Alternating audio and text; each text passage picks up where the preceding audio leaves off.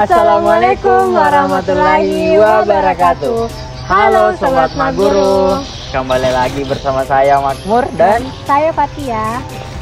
Kembali lagi di Hipermawa Maguru. Nah Sobat Maguru, kali ini saya dan Fatia terjun langsung di kawasan wisata Atakai Kabupaten Wajo.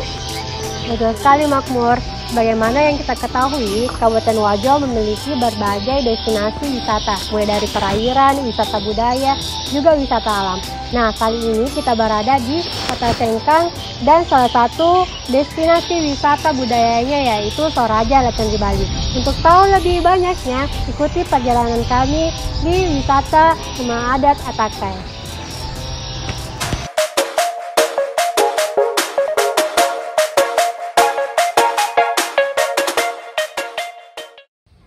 Sobat Maguru, Soraja Leten di Bali berasal dari bahasa Bugis. Soraja diartikan sebagai istana raja, sedangkan Leten di Bali merupakan salah satu nama raja yang pernah memimpin kerajaan Wajo. Jadi, Soraja Leten di Bali adalah istana raja Leten di Bali. Raja Leten di Bali inilah yang paling dikenal sebagai salah satu rumah adat dan menjadi ikon wisata Kabupaten Wajo. Soraja Leten di Bali terbilang unik. Bentuknya yang berupa rumah panggung mencirikan rumah adat Sulawesi Selatan pada umumnya. Soraja Leten di Bali memiliki 101 buah tiang.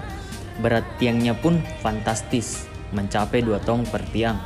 Hal yang tidak kalah uniknya adalah bentuk tiang rumah yang bundar, tidak berbentuk segi empat sebagaimana rumah panggung pada umumnya.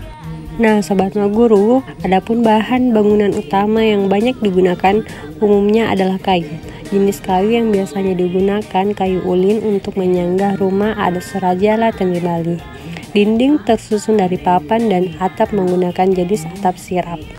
Seperti Soraja pada umumnya, Soraja Leten di Bali juga memiliki lego-lego yang terletak pada bagian depan dari Soraja.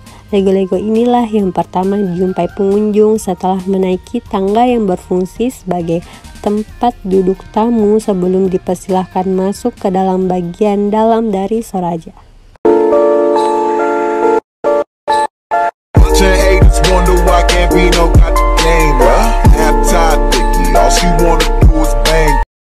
Nah Sobat Maguru, itulah tadi perjalanan kami berdua di kawasan Rumah Adat Atakai dan sedikit penjelasan tentang Soraja Leten di Bali.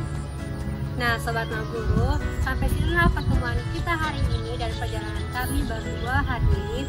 Harapan kami agar pemerintah lagi memperhatikan Rumah Adat Atakai ini dan untuk masyarakat sekitar Kabupaten Wajo tetap menjaga kelestarian dan juga kebersihan jika mengunjungi Rumah Adat Atakai ini.